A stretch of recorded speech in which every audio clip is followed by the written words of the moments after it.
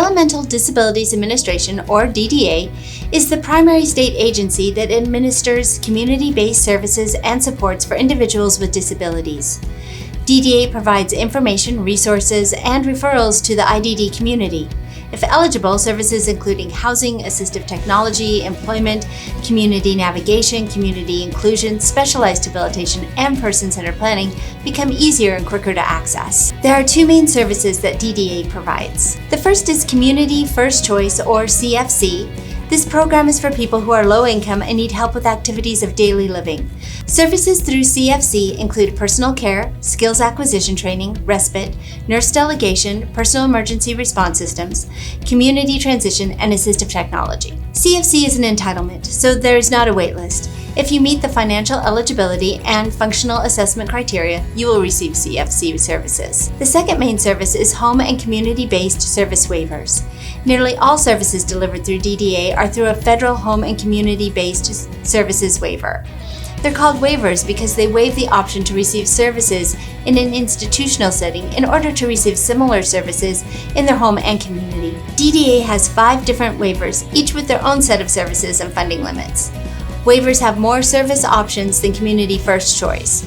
Some services include specialized rehabilitation, respite, community engagement, residential support, specialized equipment, employment support, peer mentorship, and environmental adaptations. Family income is not counted as part of financial eligibility. Waivers are not an entitlement, and so it is not guaranteed you will receive waiver services, and there are often wait lists for waivers.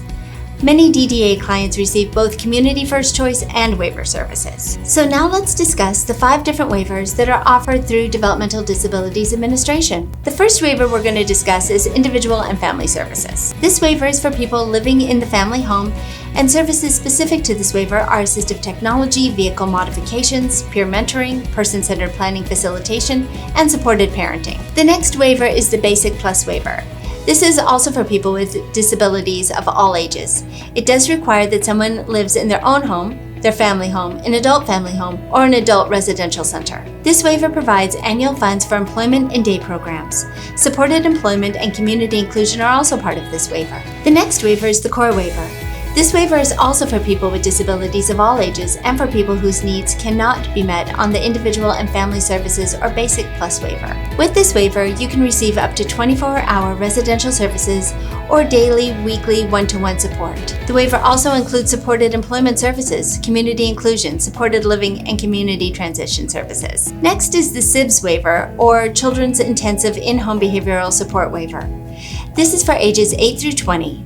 The child must be living in the family home and at risk of out-of-home placement due to intensity of challenging behaviors. The family partners with the behavioral specialist to create and follow a positive behavior support plan that fits the whole family. Other services in this waiver include specialized clothing, music and equine therapies, and vehicle modifications. And lastly, we have the Community Protection waiver.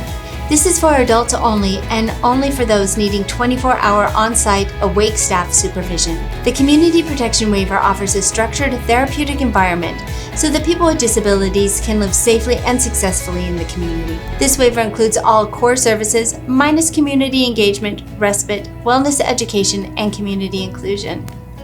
To apply for DDA services, the first step is to complete a DDA application.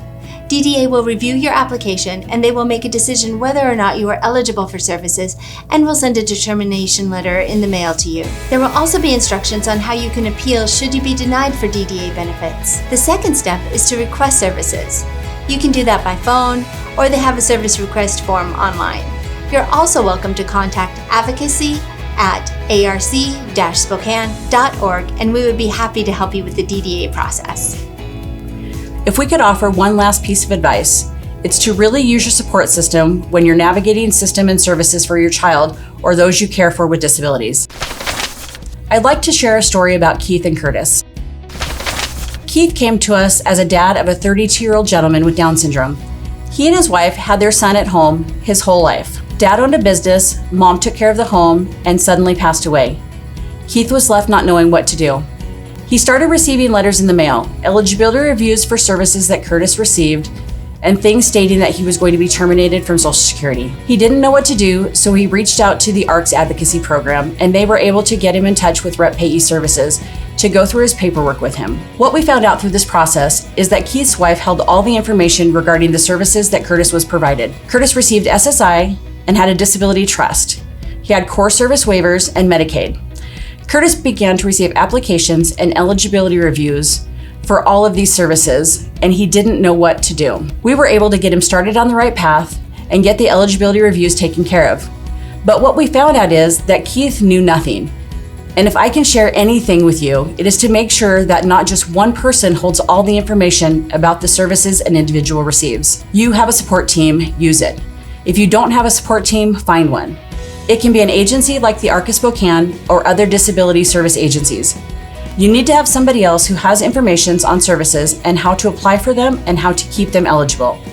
It's really important and will be one of the greatest gifts you can provide to the person that you are taking care of.